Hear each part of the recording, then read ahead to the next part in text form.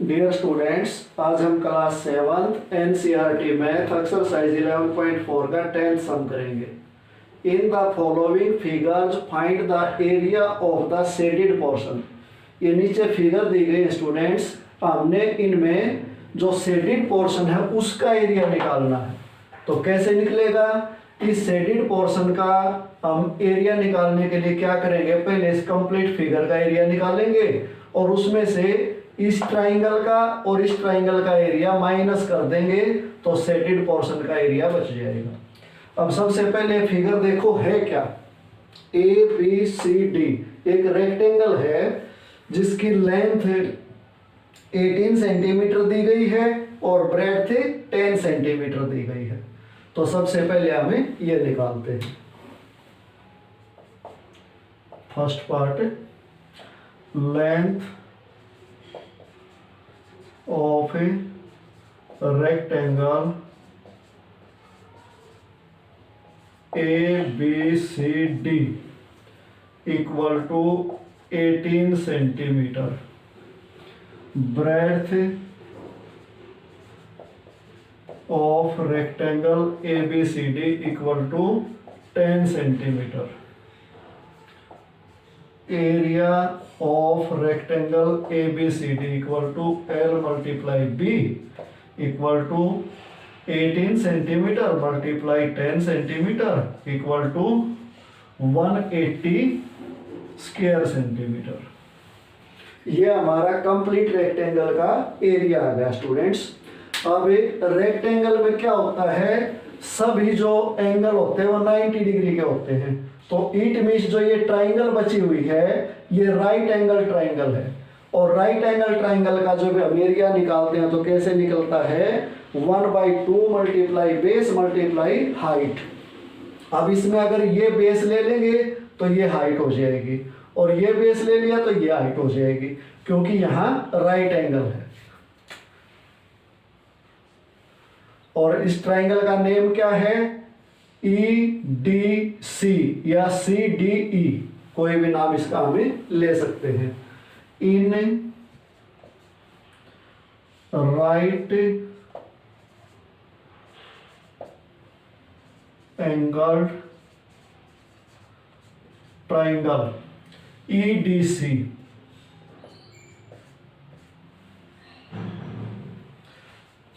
Base equal to 8 centimetre, height equal to 10 centimetre,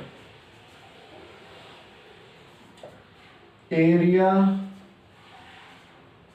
of a right triangle EDC equal to 1/2 multiply B multiply H.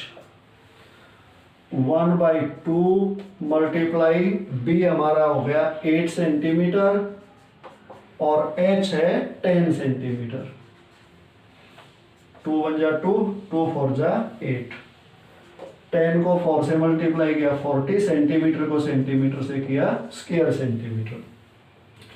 अब ये triangle क्या है, AEF और ये भी राइट एंगल ट्राइंगल है क्योंकि यहाँ 90 डिग्री का एंगल है। इसमें ये बेस लेंगे तो ये हाइट हो जाएगी। In right angle triangle AEF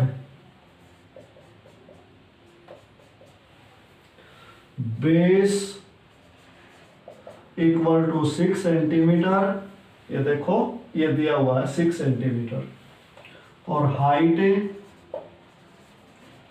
equal to 10 centimetre. Area of a right angle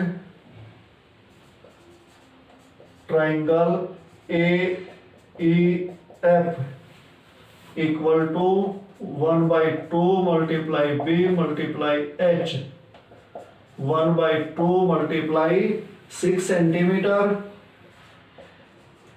multiply 10 centimetre, 2 1 जा 2, 2 3 जा 6, और 3 को 10 से मल्टीप्लाई किया 30, सेंटीमीटर को सेंटीमीटर से किया स्क्वायर सेंटीमीटर। तो ये दोनों ट्राइंगल का एरिया हम निकाल चुके। अब जो पूरे रेक्टेंगल का एरिया था उसमें से इन दोनों ट्राइंगल का एरिया अगर हम माइनस कर देंगे तो शेडेड पोर्शन का एरिया बच जाएगा। Show the area of the shaded portion equal to 180 square centimetre minus 40 square centimetre minus 30 square centimetre. 180 square centimetre minus 70 square centimetre. 40 भी माइनस का है, 30 भी माइनस का, दोनों इकट्ठे कर दिए तो 70 हो गया। अब 180 में से 70 माइनस करेंगे तो 110 स्क्वायर सेंटीमीटर। इस फिगर में स्टूडेंट्स शेडेड पोर्शन का एरिया हमारा कितना आ गया, 110 स्क्वायर सेंटीमीटर। अब हमें इस पार्ट को देखते हैं। इसमें देखो स्टूडेंट्स, ये 10 है, ये 10 है, इट मीन्स पूरी जो साइड हो गई वो 20 हो गई, और इधर की कंप्लीट हमें दी गई है 20। तो इट मीन्स ये एक स्क्वायर है, और इसमें जो ये पार्ट है इसका हमने एरिया निकालना। तो कैसे निकालेंगे, इसमें देखो ये भी राइट एंगल ट्राइंगल है, ये भी राइट एंगल ट्राइंगल है, और ये भी राइट एंगल ट्राइंगल है। तो पहले इस पूरे स्क्वायर का एरिया निकाल के उसमें से इसका, इसका और इसका, इन तीनों ट्राइंगल का एरिया जब हम माइनस कर देंगे तो शेडेड पोर्शन का एरिया आ जाएगा। तो अब हम इसका सेकंड पार्ट करते हैं students.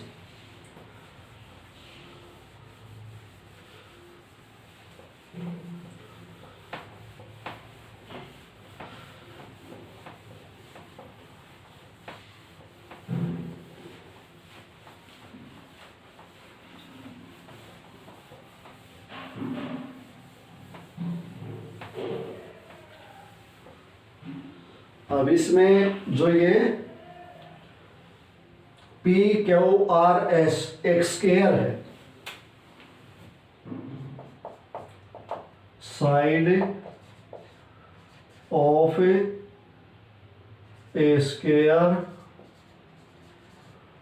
PQRS equal to 20 centimetre.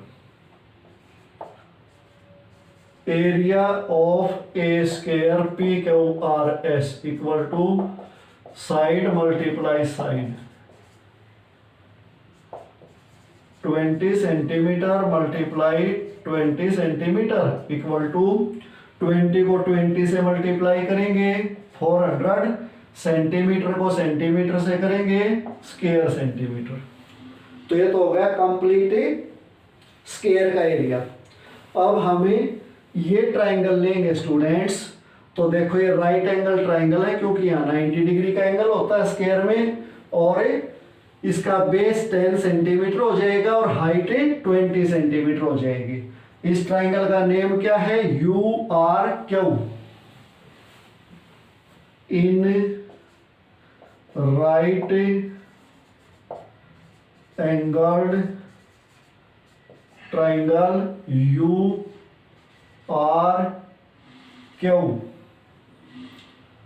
Base equal to 10 centimetre, height equal to 20 centimetre, और एरिया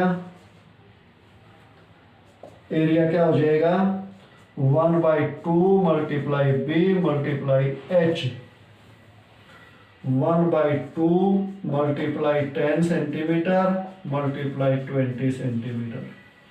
2 से 10 कैंसिल हो गया, 2 5 जा 10, 20 की और 5 की मल्टीप्लाई 100, सेंटीमीटर को सेंटीमीटर से किया स्क्वायर सेंटीमीटर। अब हमें ये ट्राइंगल लेंगे, तो इसमें बेस कितना है 10 और हाइट भी कितनी है 10। In right angle triangle STU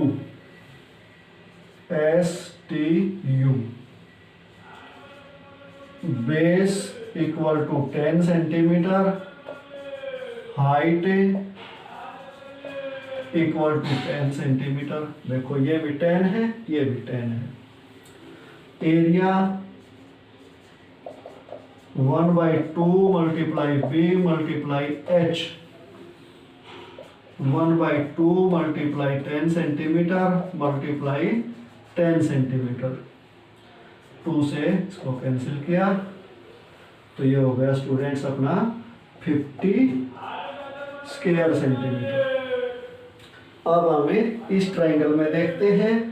अब ये स्क्वायर है तो ये साइड भी इसकी 20 सेंटीमीटर हो गई और ये दिया गया है 10, तो इसका बेस 10 हो गया, हाइट 20 हो गई और इस ट्राइंगल का नाम क्या है? PQT। ये जो है बीच में ये T है। In right angled triangle PQT base equal to 10 centimetre, height equal to 20 centimetre, तो एरिया कितना हो जाएगा? 1/2 multiply B multiply H, 1/2 multiply 10 centimetre multiply 20 centimetre. 2 से 10 कैंसिल हो गया तो ये बच गया 100 स्क्वायर सेंटीमीटर।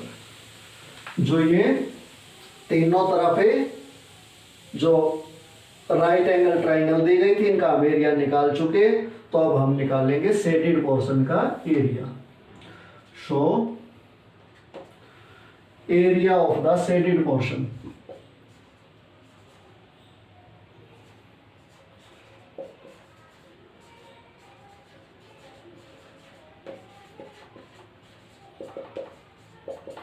जो पूरे स्क्वायर का एरिया आया था 400 स्क्वायर सेंटीमीटर, उसमें से तीनों ट्राइंगल का एरिया माइनस कर देंगे। -100 स्क्वायर सेंटीमीटर -50, ये और ये था हमारा पूरे का 50 square centimetre -100 square centimetre equal to 400 square centimetre minus 100 में 50 ऐड किया 150, 150 में 100 ऐड किया 250। क्योंकि ये तीनों माइनस के तो इनको इकट्ठा कर दिया, तो इकट्ठे मिलाकर 250 माइनस के हो गए। अब 400 में से 250 माइनस करेंगे तो बचेगा 150 स्क्वायर सेंटीमीटर। और स्टूडेंट्स इसी के साथ अपना 10th सम कंप्लीट हो गया।